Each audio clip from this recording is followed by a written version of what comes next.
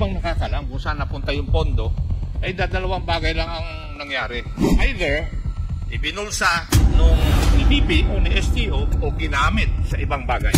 Kung yung liquidation or clearing process ay hindi totoo at bogus, ibig sabihin nagamit yung pera sa ibang bagay. Well, based on liquidation or the documents are bogus, so we presume that the funds, no other evidence presented, were illegally disbursed. Kayo naman, ang tagal nyo na sa COA, hindi nyo pa rin nakikita yun? Attorney Pua? Yes, yeah. sir. Yeah, Mr. Chair. Would it be correct that you stated in the previous hearing na only the Vice President and the SDO know where the confidential funds went? Based on the documents, Your Honor, I would assume so. Did you state that? Well, I would assume the signatories, Your Honor, of the certifications and of the other documents. And she asked me who, so I said the SDO and probably the head of agency. So yung sagot po ninyo, it's a presumption. Well, Your Honor, kasi hindi ko po alam kung saan... Because you answered the question under oath. Yes, Your Honor. And therefore, you stated the name of the Vice President and the Special Disbursing Officer. That they're the only ones who know where the confidential funds went. That is correct, Your Honor. No? That is why I asked based you on the documents, yes. Whether you stated this statement in the last hearing. Yes, Your Honor. But just to clarify, I mentioned that it was based on the documents, Your Honor, because the documents would point that way. Kasi kung titingnan ko yung statement po ninyo, kung wala nang ibang nakakalam kung saan napunta yung pondo, ay dadalawang bagay lang ang nangyari. Di ba? Kasi either ibinulsa nung ni VP o ni STO o ginamit sa ibang bagay. Ni VP at saka ni STO. Hindi po ba? Your Honor, please, I wasn't... Hindi, yun po yung sagot but ninyo. I wasn't alluding to that, Your Honor. I wasn't alluding to that, Your Honor, if I may beg your indulgence. Opo. Correct me if I'm wrong. Di ba? Yung pondo allocated sa office. Tama. Nag-cash advance sila from Land Bank. Tama. Land Bank, nag-cash advance sila doon, dinala sa opisina.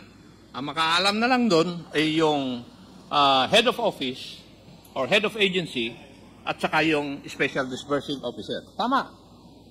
Di ba? At yung special disbursing officer, yun yung mag-allocate kung saan pupunta yung gagastusin yung pondo. Di po ba?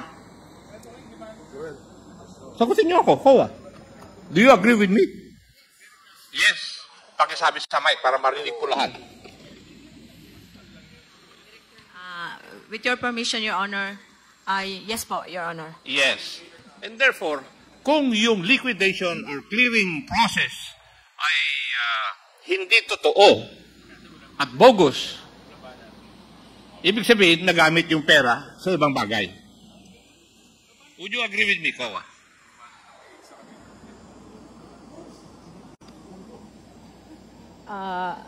Well, based on your statement, Your Honor, and based on which you said that the liquidation or the documents are bogus, so we presume that the funds, no other evidence presented, were illegally disbursed. Hindi po ba kayo kumbinsido sa mga sagot ninyo at saka sa mga katanungan na aking makasama na yung DEPs or documentary evidence of payments or acknowledgement receipts ay puro may diferensya?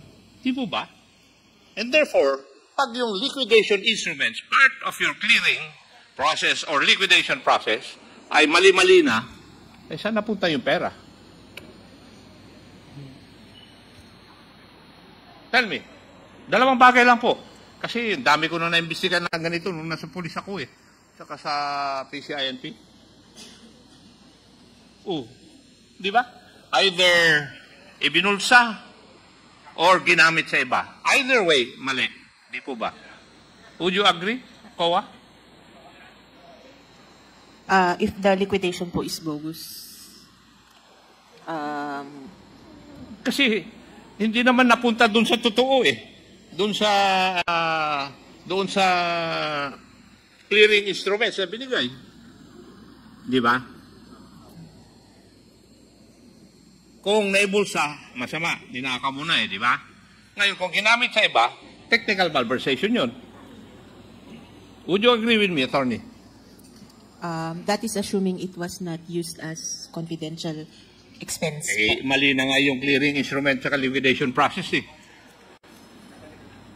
Ay, yung mali yung pag-clear at saka pag-liquidate, what is your conclusion? That the funds were not used as confidential. Supposed to be used. That As it is supposed to be it used. is supposed to be used. Yes. That is the logical conclusion. Di po ba? Would you agree with me, Madam Attorney? Personal opinion, yes, Mr. Chair. Ha? Personal opinion po, Mr. Chair, yes, I would have to agree. Ewan ko. Pero kasi sa dami na naimbestigahan ko, ganun ang nakikita ko eh. Kayo naman, ang tagal nyo na sa COA, hindi nyo pa rin nakikita yun?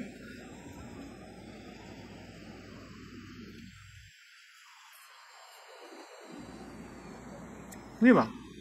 Kasi if your liquidation or clearing process is wrong, hindi definitely yung kung saan pinuntan yung pera, hindi po doon sa tama.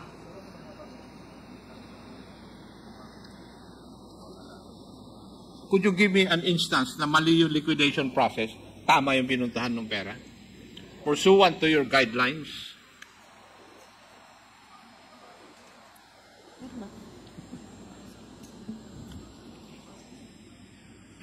Yun nga po, Mr. Chair, personal opinion, if the confidential funds were not used as it is intended to be used, it's already technical malversation. Yes, kasi kitang-kita naman na yung paggamit po nila sa pondo, eh parang nilegalize lang nila by their submission to you, yung DEPs nila o kaya ARs or acknowledgement receipts.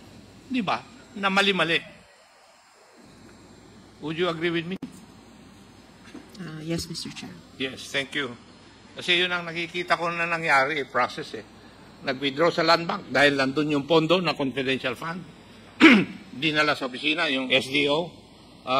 Hindi ko alam. Kaya nga hinahanap namin yung SDO para tanuhin namin kung saan napunta eh. Paano niya inallocate yung pondo eh. But as it is, yung liquidation instruments ay mali-mali po eh. Kaya sigurado ako, hindi napunta sa tama rin yung pondo. There are only two things na pinuntahan yung pondo. Nagamit sa iba o ibinulsa. So ayaw nyo matanggap yun. Ako kaya kong tanggapin. Kasi marami na akong dinaanan na investigasyon. Na gano'n. Natameme kayo? Ha? Di ba? Could you please tell us? Kasi marami nangyayaring ganito eh. Which, I think, you know. Kasi hindi lang naman doon sa OBP yan, tingin ko. Okay? Ito ho'y ang komite ng Kamara na siya pong natasan na mag-imbestiga o duminig dito ho sa Confidential at Intelligence Fund ng Office of the Vice President at ng Department of Education. Ang dalawang ahensya na kapwa po pinamunuan itong si Vice President Sara Duterte DepEd sa pagiging kalihim ho niya dati at bilang Vice Presidente sa ilalim po ng Office of the Vice President. Ang naturang komite, pinapangunahan po nitong si Manila Congressman Joel Chua, ang nagsisilbing chair ng House Good Government Panel. Ayon kay Chua, mayroon lamang pong isang individual na kanilang nais na matanong at inaasahang makakasagot sa lahat po ng mga katanungan ng mga mababatas na miyembro ng naturang komite. Ito ho'y walang iba kundi si Vice President Sara Duterte. Kung maalala mga kabumukas Nation, una pong dumalo itong si VP Sara sa una o pinakaunang pagdinig po ng komite, ngunit hindi po siya nag-take ng oath at lumabas din kinalaunan nang hindi pa po natatapos ang pagdinig. Pakinggan po natin ang bahagi po ng opening statement itong si Congressman Joel Chua.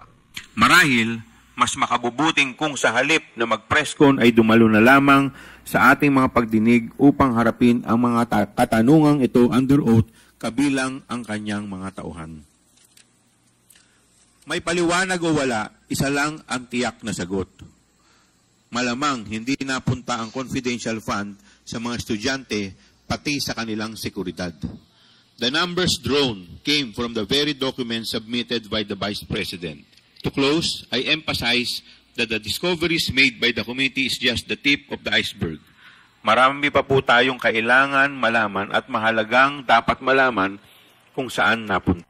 Ganito rin ang hinaing nitong si Manila 6th District Congressman na Benny Abante, na isa po sa mga miyembro ng naturang komite at isa sa mga kritiko o pinakamalaking kritiko nitong si Vice President Sara Duterte. Pakinggan po natin ang bahagi po ng kanyang pahayag. Sa palagay ko po, hindi lang talaga, I just would like to manifest, Mr. Chair, na napakabait po ng Committee on Good Government for giving them the chance for the 5th time to attend. Sana naman po ay hindi na kami ipahiya dito sapagkat para bang nararamdaman ko na umiiwas sila na tanungin kung paano ginamit ang pondo ng ating pamahalaan na dapat nilang linawin sa committee ito sapagkat tayo po ang binigyan ng mandato ng konstitusyon upang ating busisiin ang pondo na ginagamit ng bawat ahensya ng gobyerno, Mr. Chair. Kaya sa akin po, nakaka-disappoint sapagkat dapat ipaliwanag hindi lamang sa ating komite, dapat ipaliwanag sa taong bayan kung paano ba ginamit ang pondo ng taong bayan, Mr. Chair.